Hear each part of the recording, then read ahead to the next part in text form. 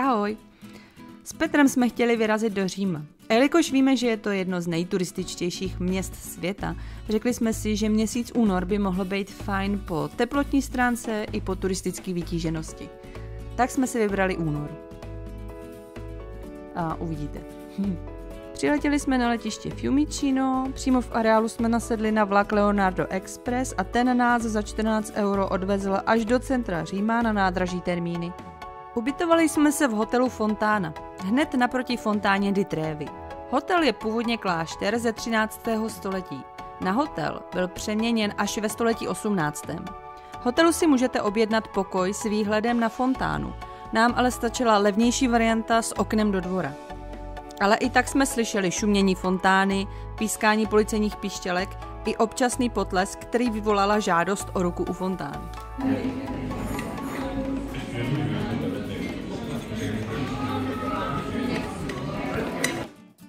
Starý Řím byl vystavěn na 7 pahorcích. Je to přes 2000 let staré město a jeho historie na vás dýchá fakt na každém kroku. Jako první jsme zamířili k Panteonu. Je to jeden z nejvýznamnějších a nejzachovalejších antických chrámů. Původně pohanský chrám zasvěcený všem bohům, od roku 609 křesťansky zasvěcený Panně Marii mučedníků. Zajímavost pro milovníky umění. Uvnitř je pohřbený Rafael Santi. Jsme u Panteonu. Zezadu. Zezadu. To je herec, tyba, to říct neumí.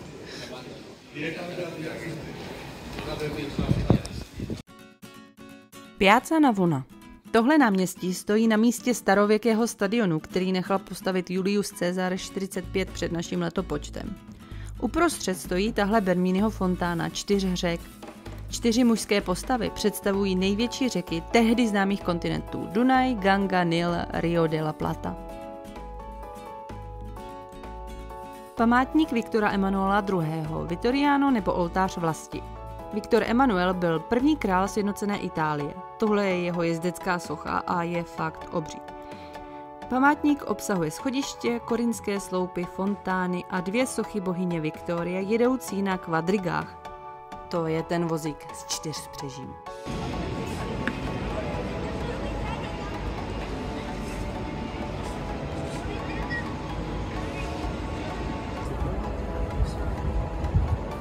To byla spíš na anděla.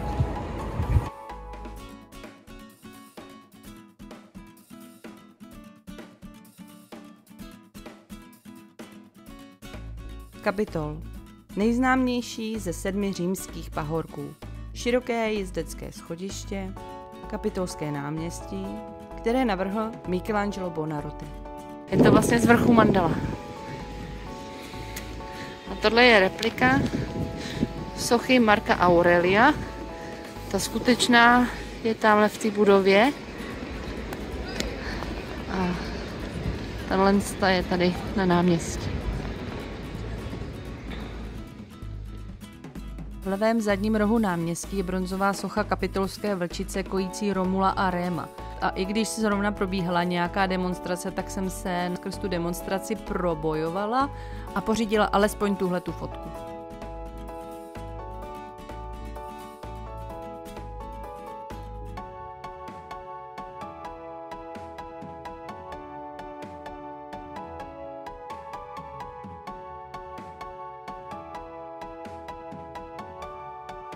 Circus Maximus, kde v antice probíhaly závody vozatajů.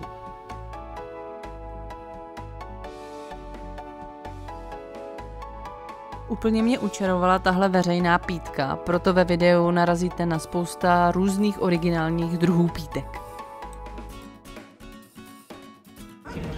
Tak zašli jsme si večer na něco malého. Psali, že malé prkénko. Snad se to do nás vejde, no. Zabírám si tady a Fontana di Trevi, náš záchytný bod. Tady vidíme. Dáme nahoře. Tamhle budeme mít snídani s výhledem na fontánu.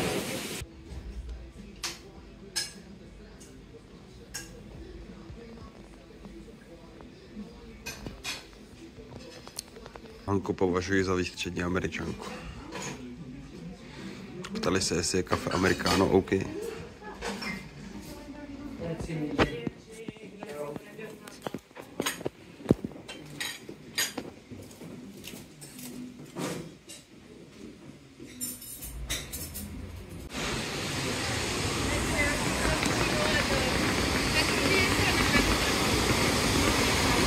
Fontána je profláklá svojí pověstí, že kdo do ní vhodí minci, ten se do Říma rozhodně ještě někdy vrátí.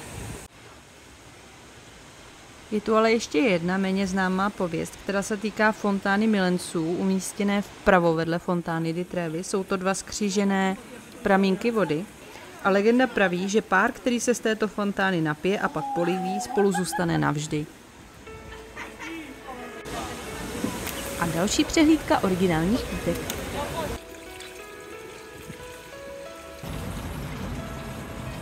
Fontana de la Barcacha a známé španělské schody. Po španělských schodech jsme vystoupili nahoru a dali se vlevo. Teď se nacházíme v areálu Villa Borghese ze 17. století. Je to rozsáhlý park a nalezneme zde třeba promenádu s 229 bystami významných osobností. Právě jsme v parku, kde je to doslova hlava na hlavě. Samé bysty. Už jsme potkali Archiméda. Pythagora. Bysta Fidli. Bysta Fidli, no. Tak trošku teď děláme procházku. Tamhle to je hlava. Sama už upadla. Tak koho tady máme dál? Tamhle to vypadá jak Leonardo.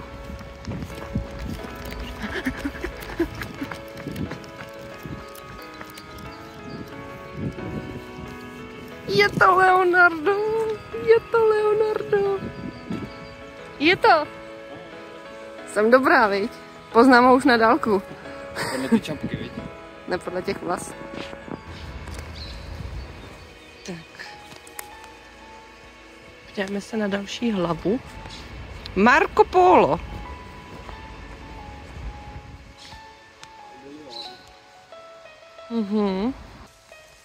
A hodiny, kde se čas nepřesýpá, ale přelívá.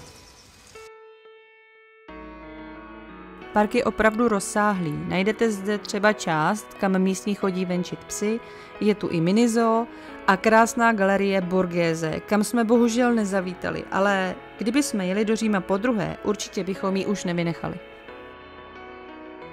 Scházíme dolů na náměstí Popolo. Vlevo za branou míjíme muzeum Leonarda da Vinciho. Egyptský obelisk uprostřed náměstí Popolo. A jako správní introverti si teď vybíráme cestu po náplavce řeky Tiber. Tohle je Andělský hrad a pro mě je zajímavý tím, že je zde pohřbený můj oblíbený Marcus Aurelius. Míříme do Vatikánu, ale předtím si ještě chceme dát něco k obědu. Petr našel na Google dobře hodnocenou rodinnou těstovinárnu. A to, že je oblíbená, je vidět i z té fronty venku.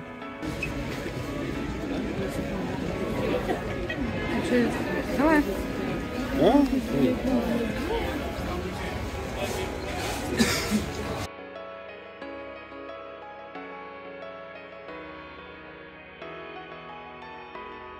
No a tohle je povinnost. Italský gelato. Svatopeterské náměstí a my už míříme do vatikánských muzeí. Vstupenky jsme si koupili předem na Get Your Guide. A ti, kteří si vstupenku nekoupí předem, stojí bohužel tu frontu vlevo. Ještě bych se s vámi chtěla podělit o takovou informaci, kterou jsem se dočetla v našem hotelu, že první neděli v každém měsíci má spousta římských muzeí vstup zdarma. Až na pár výjimek, jako jsou třeba právě Vatikánská muzea, která mají vstup zdarma každou poslední neděli v měsíci. To je jen takovej tip pro šetřivé lidi, kterým nevadí dlouhé fronty. Vatikánská muzea mě opravdu ohromila. Bála jsem se, že tu na mě bude dýchat církev, ale vůbec. To, co tu na mě odevšud působilo, bylo umění a bohatství, které církev za ta staletí získala. I samotné prostory muzea jsou uměleckými díly. Vatikán vystavuje na 20 000 uměleckých děl a v archivech prý skýtá dalších 70 000, což znamená, že vystavují sotva 1/4 toho, co vlastní. Chodili jsme tu přes 3 hodiny a zdaleka jsme nestihli všechny expozice. Hlavní pro mě bylo, že jsme stihli Sixtínskou kapli a Michelangelův strop. Bohužel v Sixtínské kapli se nesmělo natáčet, proto tady žádný záběry se Sixtínské kaple nenajdete.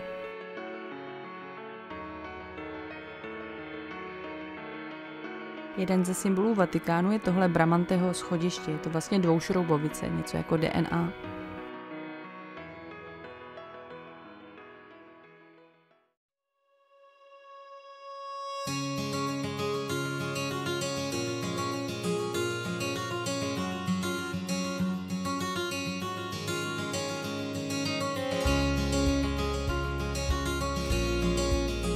A poslední den jsme zamířili na Forum Romanum, což je archeologické naleziště starého Říma.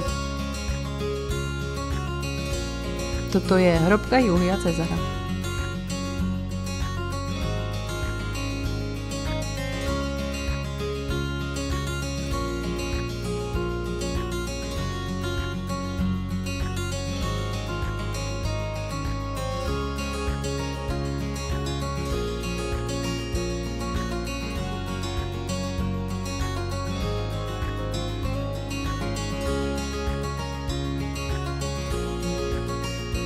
Jo a nelekejte se, když v pravý poledne uslyšíte ránu z díla.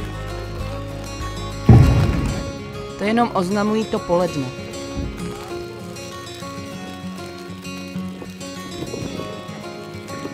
A Koloseum, neboli Flavojský amfiteátr. Největší amfiteátr na světě. Arena sloužila k zábavě římského lidu. Vstup byl zdarma i pro chudé. Diváci však byli rozděleni v hledišti dle postavení. Nejbohatší a mocní lidé na spodních částech, chudina nahoře. Člověk se mohl přijít podívat na zápasy gladiátorů, zápasy se zvířaty, kterých tu zahynulo mnohonásobně víc než těch gladiátorů, a dále rekonstrukce bitev, oblíbené byly námořní bitvy, mytologická dramata nebo popravy. Jediný problém, který jsme v Koloseu měli, bylo najít východ. Pod tím nápisem Exit je ještě červená tečka a ta značí, pro koho ten exit je, takže není exit jako exit. Tak a ještě jedno poslední pítko na rozloučenou.